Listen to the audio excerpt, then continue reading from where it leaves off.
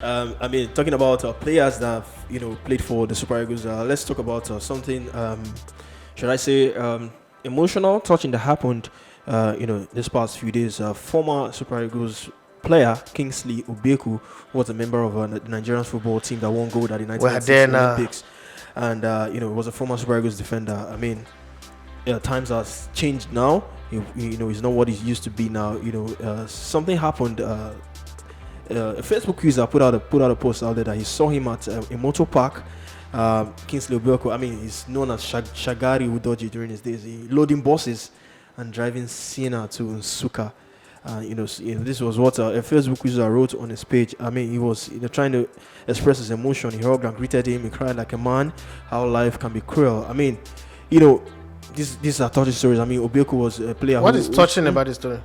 The way he wrote it, the way he put out the story on Facebook. Nigerians will like to get emotional with some things. So he was trying to call for help for the former Super Eagles international, but fortunately for him, Ahmed Musa came out and sent some. We talked about it yesterday. Sent some donations to him. That's typical Ahmed Musa. If you know Ahmed Musa very well, this is something he's been doing for a while. Supporting people and helping people. Not just people amongst his locality. Goes offshore, help people amongst other tribes and all that. Now, a lot of people have come out to blame the NFF for this, that they don't support the ex-internationals. They don't put, they don't sustain them. As long as you play for the national team, you should be entitled to some level of financial benefits and all that. The amount of ignorance in this country. So, I don't know. They should be jailing people now for the offense of ignorance. People should be going to jail for it. Now, how would you sum up some of this? Like I said, credit to Ahmed Musa for supporting. But what can you say about ex-internationals who play football at some point and they just go broke? Life isn't going easy on them anymore. Is this something you do support the idea of the NFF supporting them at some point when their career have gone past it? No, let me take this call first. I'll answer you very well. Hello, good morning. Hello, good morning. Yeah, good morning. My name is Henry Johnson. Okay, Henry Johnson, talk to us. From Alasa this morning. Mr. Mane, my guy, before bros answer that question, make a first answer that question because they pay me as they talk that thing, say emotional. The guy lost his leg, he died. I don't understand what is the emotional for the story. Why we be like this? Why we always trying to make things? I don't see that they vex me. What's the emotion? You see person say the person is now a bus driver. You all of a sudden you come and see that person will write that story. Many times say I don't know for Facebook and I know you want to. Some people just make things blow things out of proportion. Like I said, the first time I heard Ross talk about this thing, that guy is not suffering. He is just into another line of business, period. I don't get what I want to talk past that. I made it leave NFF, made the NFF focus on the to qualify Nigeria for World Cup. I beg. All right, thank you very much, Harry. I think it is disrespectful to even Kingsley Obiekwu for the conversation that we're having. We're dehumanizing him by saying the things that we're saying. Because what we're not saying is to drive bus in Nigeria is not an offense. It's not a low life. It's not a bad life. And the funny thing, the people that are saying these things are jumping on buses to go to their work.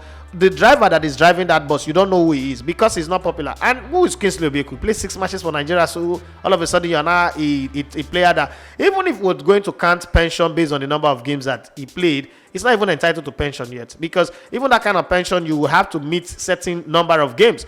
In your companies that you work, how are you entitled to pension? You work 6 months a year, you get $1 billion pension. Is that the way it works? When you want to make suggestion, first of all, make suggestion based on 2 things: what is practicable or applicable in your country, and what is international best practice. So let's take the journey out of Nigeria, and I'm going to mention only names of people that people out there who are watching or who are listening know. Mike Tyson at one time in his career earned $300 million as a boxer. This guy is a professional boxer. He's in America. He's also somebody that America is proud of. He went bankrupt. Nobody showed up. How he came back is when he wrote that book on Undisputed. That's the book that bailed him out.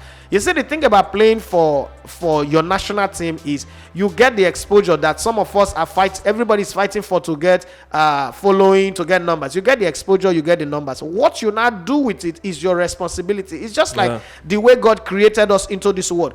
God, since I was born, I'm 44 going to 45 by the end of this year. I've never seen God in person. I've not seen God come down and do anything for anybody. And I've never, ever see somebody pray and say, oh God, lift this mountain from here and put it here, and the mountain move. No. What God does is he gives you the strength and the idea to be able to crack that mountain and move it from one position to the other. So God gave you the opportunity to play for Nigeria and gave you the greatest opportunity to be part of the team that went to the Olympics. And I'm very, very certain just to write a book. And when we say write a book, it doesn't necessarily mean him writing the book. He could get a publisher, tell the publisher the story of his own experience, winning gold at the Olympics, my own point of view. Right? That's a book that will sell. Just writing that book alone with a good team around him, between 8 to 10 million will come down. Let's say they take charges, people take money off him, he will still get 5 or so or more or so. And then he could also turn that into a short story, a short film that OTT platform owners would take. That's one side of the story. Secondly, since when is bus driving an offense? Coach Charis, the man, Maduka, Cosmos Maduka, the owner of Coach Charis Motors, was a mechanic and a bus driver at some point. The guy who owns Young Shagro was a bus driver at some point, and he grew his fleet. Today, there is hardly a person who's traveled from the east to the west and northern part of Nigeria that have not at one time, forget now that the roads are not safe anymore, that have not at one time used Young Shagro. That man is somebody. And then there are countless number of people who's gone from, see, the story of grass to grace is abound everywhere. And the ethics of working very hard and building yourself from zero to the top, it's something to encourage. But when we come with this, what we're actually doing is encouraging the sense of entitlement. And then let's not even talk about just Mike Tyson. Evander Holyfield at one time was so rich, he had over $400 million in earnings. He became broke. Today he's still broke. He's owing money. He's owing the system money. Allen Iverson, the one they call the Bullet, the one that is so good that even Kobe Bryant was afraid of him. He played for the Philadelphia 76ers. He got so broke. The only thing that saved him is that when he signed that endorsement deal with Reebok put out some money aside and said that you will get the total money when you're 55. But what we'll do for you is every year we'll give you $1 million. That's the thing that is sustaining him right now. Okay, he's the Chris Brown of basketball. But we saw how it happened. Recently, the pictures of the most talented English player, or the second most talented English player beside George Best, Paul Gascoigne, was everywhere because of his alcohol problem. Nobody, not ex-footballers, came to his aid. English FA didn't come to his aid. He had to deal with himself. Tony Adams one time also went so bad that he survived after rehabilitation. What did he do? He wrote a book. I have the book in my library here. See, when you play football, nobody owe you anything, because let's call a spade a spade. When you play football, you get more than you deserve in life. And that's one short window that you have. That's why they say footballer's career is very short. That short window you have, your job is to invest it properly. And people think that investment is just in money. Investment is not just in money.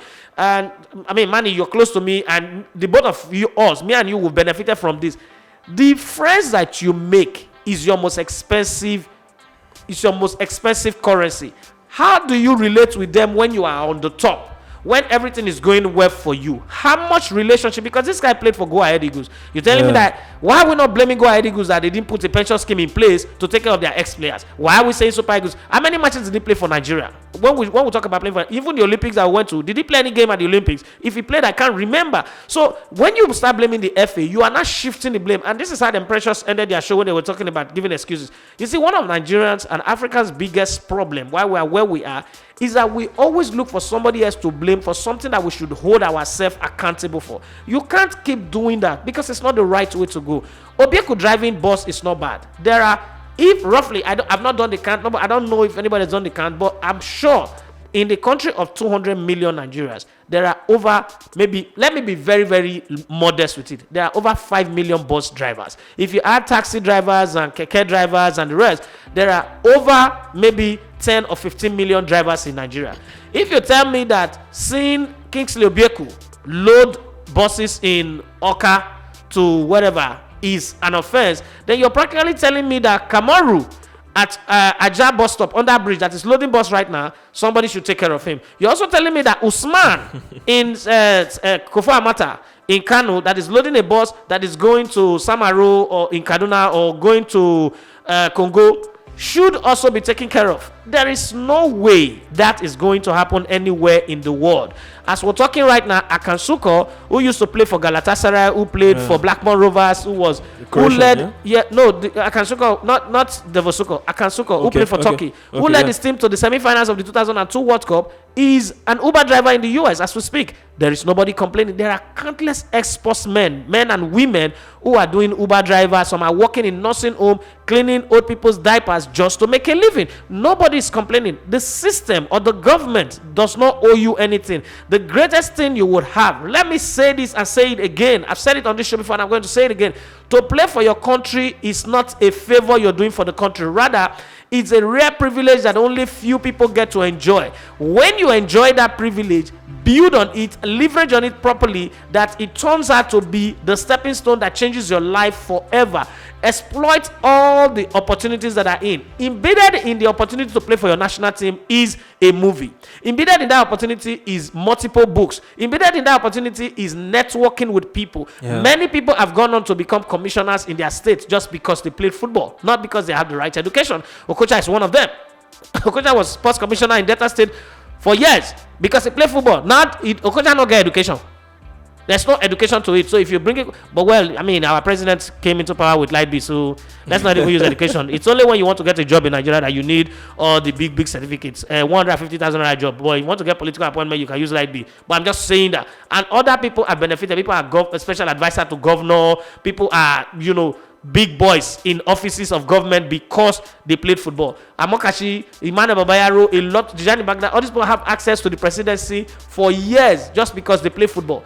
What you do with that leverage, that opportunity, is what matters. Some people have become corridors of power boys and they help to carry file of one person to the other and they get proper settlement just because they play football. If they were to go through the normal process that me and you are going through, they will never be able to make $1,000 for the rest of their life. So you can't come out and say because somebody is doing a legitimate work of honor that have dignity, you now come and first of all make the person look like he's driving bus now. It's not a thing of shame.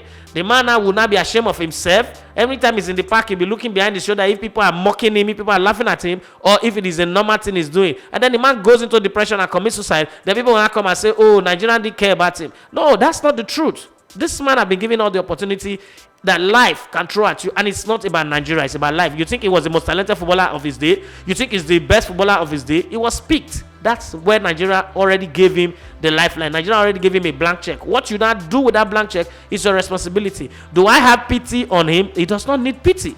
There's no pity. Okay? Everybody is not going to play football and come out and become George Opongwe or Samuel Eto'o. Some of us who play football and come out and start from ground zero. If we talk about people who make sacrifice, what do you say of Tobi Adepoju?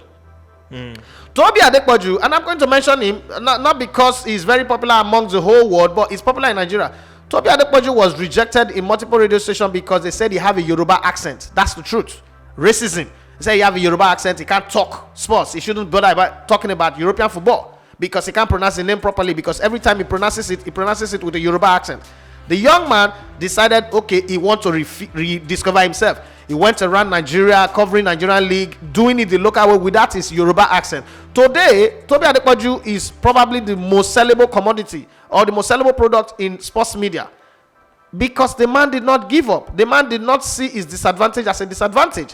They didn't even judge him by his educational qualification. He was judged by the accent of his mouth, which is not supposed to be a problem, because if a Russian is talking like that, you'll be happy. You say it's sexy. If a Frenchman says it, it's sexy. If Italian man says it, oh, you say it's sexy. But a Yoruba man talks with Yoruba accent, you say he doesn't have English or British accent like Emmanuel Etim or like some of the guys who have good accent, and then he shouldn't get a job. But did the guy quit? No, he didn't quit. He went on fighting and make a living out of himself. Nigeria should stop saying that the NFF abandoned people. There is no way that is even possible anywhere in the world. There's no place. Forget all this talk that people say if you play ball in Europe or you play one place, they'll give you a number of money. Now lie. Those people are lying. There's nobody who's benefiting from it. We've seen people who go broke abroad and they die of depression. Some people even go homeless. There's no system that caters for you. I think I've came across some stories So- that some players get paid even after retirement. For gas going, what did they pay him?